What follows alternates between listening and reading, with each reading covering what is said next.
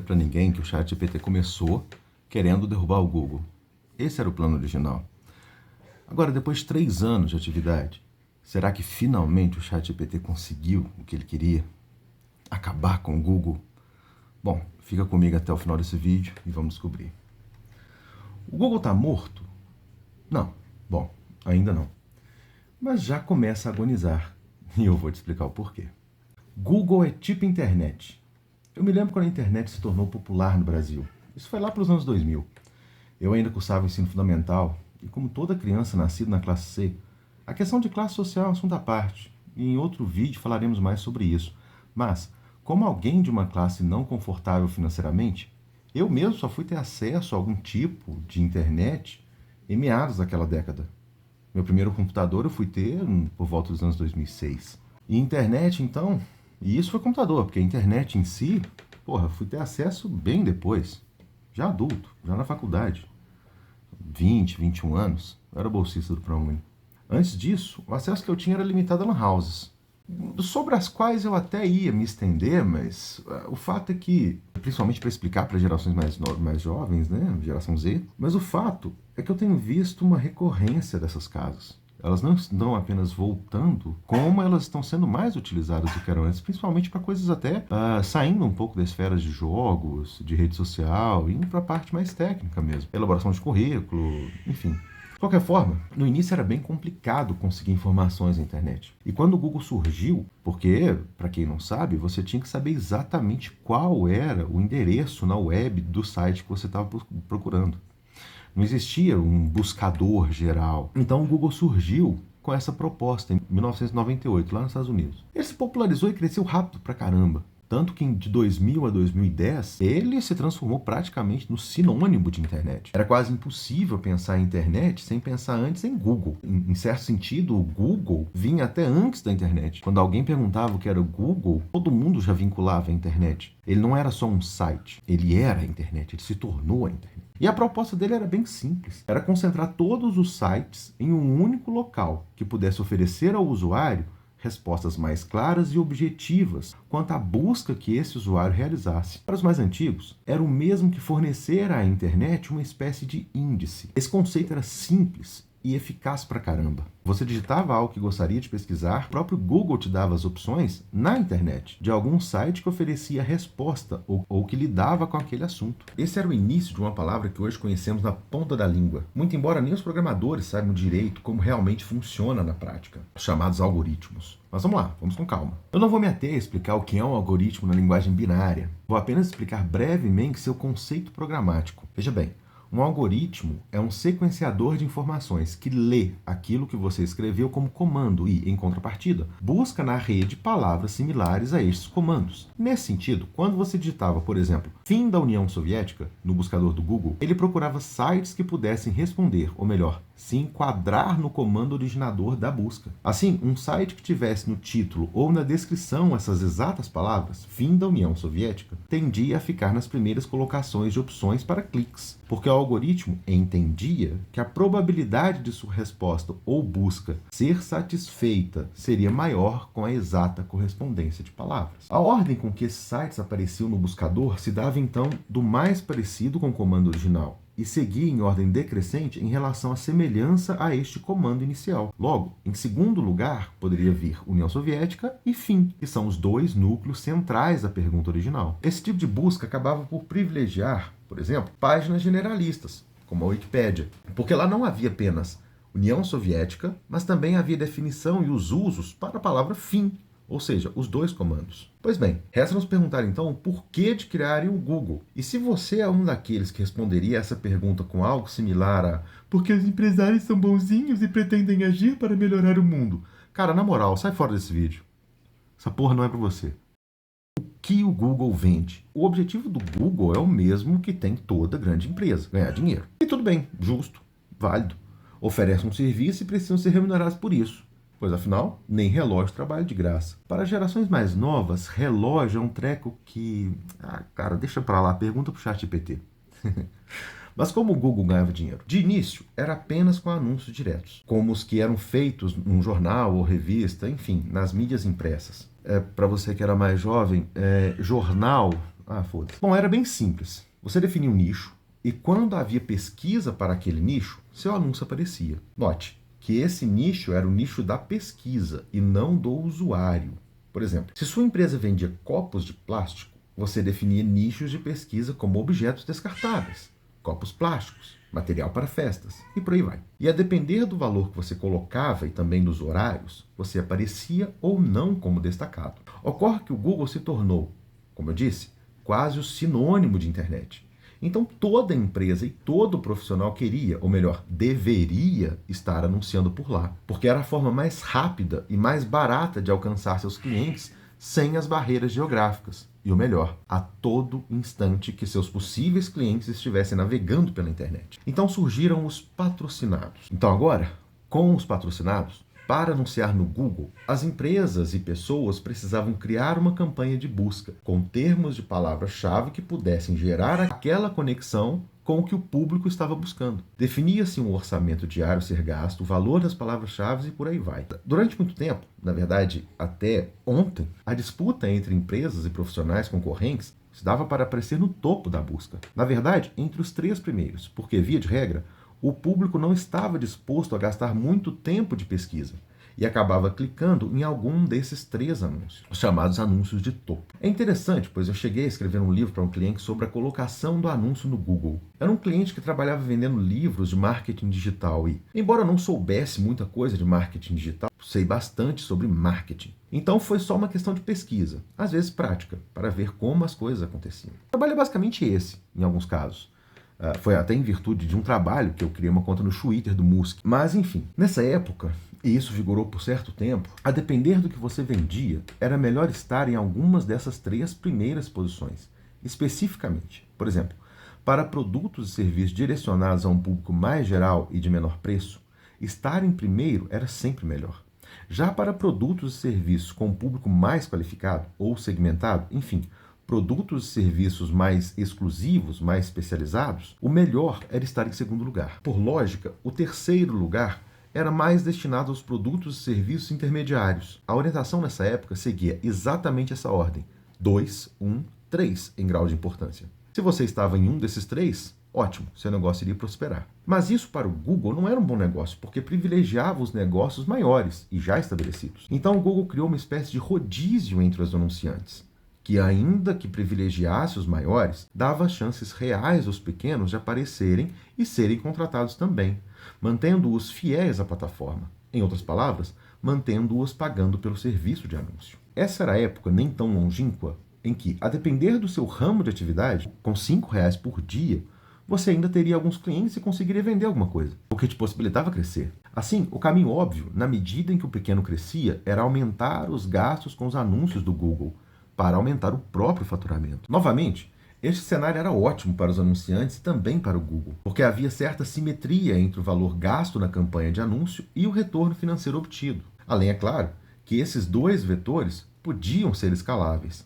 Quanto mais investimento, maior o retorno. Claro, havia aqui, a depender do tipo de serviço e do tipo de produto, um limite de crescimento que derivaria de diversos fatores, que não vamos trabalhar aqui, mas a lógica geral era essa: mais investimentos, mais retorno. Mas então, tudo mudou. Eu já contei em outro vídeo como eu vim a conhecer o famigerado ChatGPT, mas aqui eu vou resumir. Basicamente, um cliente me contratou para ajudá-lo em seu mestrado. Pois bem, esse cliente descobriu o ChatGPT e por algum motivo decidiu usar a IA para realizar o grosso da segunda parte do trabalho, se limitando a me contratar para melhorar o resultado obtido.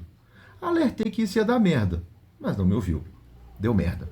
Deu merda pra caralho. E eu acabei tendo de dar uma de Houdini para resolver o problema criado por uma inteligência artificial. Cara, mas tá no nome. É artificial, beleza. Então o ChatGPT, especificamente, tem uma história engraçada. Tudo começou em 2015, quando no Vale do Silicone, desculpa, Vale do Silício, uma startup de tecnologia foi criada com o nome de OpenAI. Abra aí, pô, na moral, muito boazinha. Sua maior e mais ambiciosa proposta era mentir, até que se torne verdade. Não, brincadeira. Esse é o lema do Vale do Silicone. A empresa queria algo mais simples: substituir o Google como ferramenta de buscador universal. E para esse objetivo, apostava todas as fichas no desenvolvimento de inteligência artificial, que viria a ser o ChatGPT. O objetivo a ser atingido tinha um enorme obstáculo.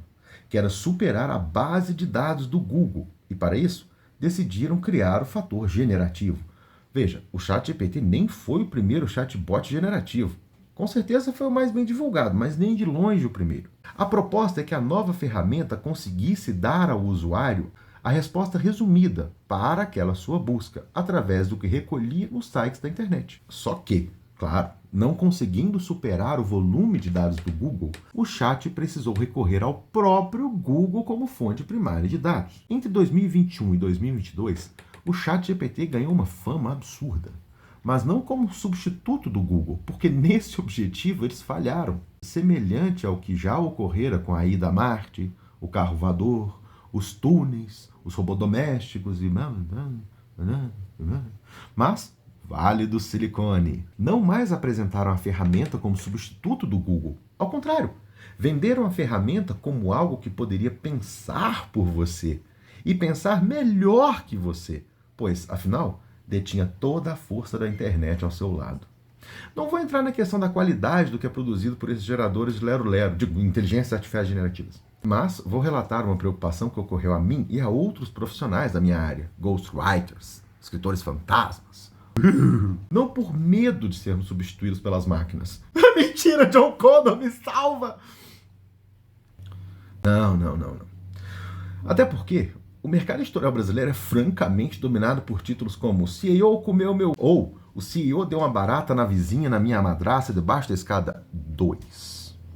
Mas, principalmente, porque isso poderia poluir para um caralho a quantidade de anunciantes vendendo o serviço por profissionais, usando essas ferramentas. Mas, embora essas duas coisas tenham acontecido de fato, a verdade é que não teve um impacto tão grande assim. Quem me contrataria simplesmente continuou a me contratar. E aqui estou dizendo de público mesmo.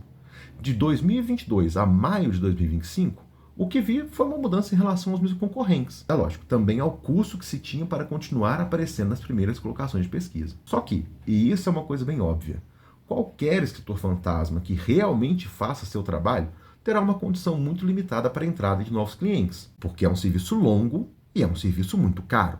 Então é um serviço, tecnicamente, muito exclusivo. Logo, não faz nem sentido a gente ter muito clique, porque a gente não tem condição de pegar muito cliente. Pois bem, mas beleza. Ainda estávamos simplesmente concorrendo um com o outro pelos clientes, ainda que o mercado tivesse ganhado uma proporção gigantesca que a gente nunca tinha visto antes. O nosso mercado tinha 12, 13, 14 pessoas, 15 no máximo. Hoje ela deve ter uns 40, 50, o que é muito, o que é realmente muito. Mas ok, a concorrência ainda se dava em virtude da busca pelo cliente, dentro daquelas métricas. O melhor profissional, ou o profissional que melhor se adequasse à necessidade de um cliente específico, fechava o serviço e ganhava o cliente. Perfeito. Pois bem, tendo contextualizado um pouquinho do meu negócio, da forma como eu anuncio no Google, isso tudo para falar de público e meta, que não se alterou muito, veio agora a preocupação do Google em relação à disputa. E é até compreensível, o Google reinou soberano e praticamente sozinho por décadas. Décadas. Então eles não estavam acostumados à disputa, eles não estavam acostumados a ter um concorrente tão direto, ou que se propunha a ser tão direto. Então o que aconteceu foi que o Google ficou maluco. Os dirigentes do Google, eles já estavam se preocupando com o crescimento das redes sociais, principalmente com a geração Z, usando as redes sociais para fazer pesquisas que antes eram feitas no Google. Mas agora, as pessoas pareciam estar gostando de substituir o Google pelo ChatGPT para fazer pequenas pesquisas diárias, pesquisas do cotidiano. Então, o que estava acontecendo era que o antigo pergunta para o Google estava sendo substituído para pergunta para o ChatGPT. E isso provavelmente arrepiou os cabelos, arrepiou até os cabelos do topo de executivos e acionistas do Google. Então eles correram para lançar logo sua própria IA generativa. Mas a IA do Google tinha uma coisa que as outras não tinham. Ela dava referência. Qualquer IA, não é uma inteligência de verdade. Logo, ela não sabe prever corretamente o que alguém está buscando. Simplesmente porque ela, de fato, não conhece o que é conhecer, saber, buscar.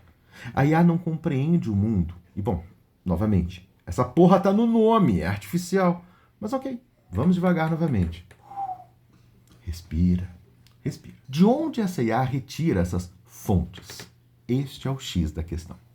E veja, aqui eu não estou analisando os resultados das respostas, mas sim o impacto disso para o negócio central da Google enquanto empresa e nas pessoas que pagam ao Google para anunciar seus produtos e serviços. Então, essa IA do Google, ela resume a pergunta e te dá algumas fontes. Só que essas fontes são retiradas da internet e não necessariamente dos links patrocinados do Google.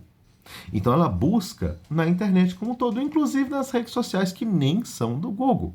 Por exemplo, Instagram ou outras redes. Então, o que acontece na prática é que a IA do Google está entregando resultados e anunciantes que fogem pela primeira vez da lógica do topo da pesquisa. Nada contra quem divulga seu serviço pelo Instagram ou outras redes sociais. Eu mesmo nunca gostei de buscar cliente por lá, até porque o público que eu busco geralmente não está lá. Mas a IA busca por termos semelhantes às pesquisas feitas pelo usuário e vai buscar na internet essas correspondências para gerar o texto explicativo. E, como o ChatGPT não dá fontes, resolveram que fornecer essa fonte seria uma maneira de parecer ser mais confiável. Digo parecer porque eu mesmo já ignoro a resposta da IA do Google, que tem apresentado cada vez mais fontes genéricas, em alguns casos muito erradas, que ao invés de me poupar tempo em eventuais pesquisas, estavam literalmente me levando para caminhos ruins ou profundamente errados. Essa mudança no Google, passando a fornecer a resposta ao invés da pesquisa e das fontes, começou a ser implementada nos Estados Unidos em 2024, mas apenas em maio de 2025 chegou ao Brasil. Não digo que a Google não tenha previsto como isso prejudicou seus anunciantes nos Estados Unidos, pois foi nessa época que a equipe do Google passou a ligar semanalmente para mim, para outros anunciantes, a tentar de alguma forma modificar a campanha. E obviamente não deu certo, cagou tudo e foi uma merda. Mas o que me ligou o alerta foi que um dos orçamentos que eu recebi após a implementação da IA generativa do Google disse que me havia encontrado na resposta do Google. Aquela resposta lá que o Google dá, foram as palavras que ela usou. Ora, que resposta? Bom, eu ainda não me vi como referência nas respostas dadas pela IA do Google, até porque o princípio básico de uma IA generativa é a aleatoriedade programada. Mas o fato é que, se aplicado este mecanismo sobre os anunciantes, a realidade é que quase ninguém descerá a pesquisa para clicar nesses anunciantes. Ocorre que a IA indica, inclusive, postagens em empresas concorrentes, como a Meta. Imagine isso, você paga para anunciar um produto e a empresa que te cobrou e te cobra para anunciar esse produto não apenas coloca uma baita de uma barreira para seus clientes visualizarem o seu anúncio, como ainda por cima destaca um concorrente seu que sequer anuncia nessa rede. De forma prática, é exatamente isso que está acontecendo. O homem doente na internet. Assim, o que antes era definido por quanto mais cliques você tiver, mais clientes poderá conseguir, não serve para mais nada. Você teria de ser indicado por uma IA para seu cliente. Agora, como fazer a IA te indicar? Não sei. Talvez oferecendo óleo de motor como oferenda? Ao que parece, o ChatGPT, que surgiu para derrubar o Google, não conseguiu seu intento. No entanto, deixou os executivos da Google com tanto medo e pavor que, num plot twist duplo carpado ao reverso cósmico de uma cálida manhã de primavera do interior do deserto do Saara, no Afeganistão marciano, digno do M. Night Shyamalan, quando ele sabia fazer isso, assustou tanto que esses mesmos executivos parecem ter perguntado ao ChatGPT a melhor maneira de concorrer com o ChatGPT. E a ideia genial que, quero muito crer, uma máquina teve foi: quem sabe não destruímos todos os seus anunciantes com uma ferramenta que impõe uma concorrência desleal e os faça gastar rios de dinheiro até perceberem o problema, ou até que tenhamos consertado este problema. Genial! O ano era 2025. Um executivo fez uma pergunta a uma IA generativa. E tudo mudou. Agora, a grande verdade. Para você que anuncia no Google, é que não adianta pagar para aparecer no topo da pesquisa mais. Porque a pesquisa, espera, eu vou repetir isso com a ênfase necessária. A pesquisa, que era literalmente a força do Google, e além da sua força, meio que o único serviço que ela vendia e oferecia, foi morta. Não pelo ChatGPT, mas pela IA do Google. Em linhas gerais, é a mesma coisa de um vendedor de pastéis, conhecido há anos por vender bons pastéis. De repente, passasse a vender bichinhos de pelúcia. Mas, como não quer deixar de ser conhecido como vendedor de pastéis, como não queria deixar de ser conhecido como vendedor de pastéis, passou a chamar os bichinhos de pelúcia de pastel. Genial! Então, chegamos à conclusão. Porque esse vídeo já tá ficando extenso pra um caralho e outra métrica, ninguém parece ter tempo pra coisas que durem mais de 30 segundos. Já que não vale mais a pena anunciar no Google, talvez tenhamos que voltar a anunciar jornais. Mas ninguém mais lê jornais. Bom, não, de fato. Mas também ninguém mais pesquisa no Google.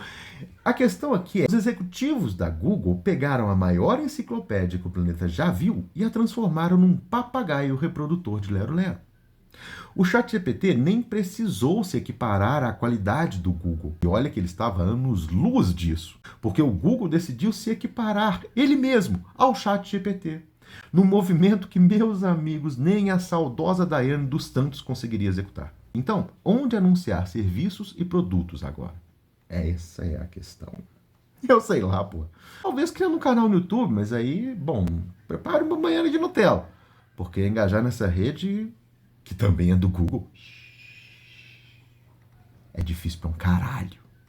Mas é isso. Boa sorte a todos. E ao Google fica a lembrança de um tempo em que era bom, útil e, de fato, aproximava clientes e profissionais. Mas esse tempo parece ter ficado para trás. Agora, vamos falar de um aspecto um pouco mais sério dessa nova política do Google. O fato é que não apenas continuam cobrando pelo serviço de anúncios, como estão cada vez querendo cobrar mais. Só que sem entregar de fato aquilo que prometiam. Porque, como vimos, os anúncios aparecem, mas tem uma puta de uma barreira que, se não impede, desmotiva o cliente a descer e verificar os melhores anunciantes. Porque ele vai confiar na IA. Porque, afinal de contas, é a IA do Google. O antigo sábio, o antigo oráculo. Há um quê de magia nessa relação dos diálogos sibilinos. Oh, Clau, Clau, Clau, daqui a 2000 anos falará.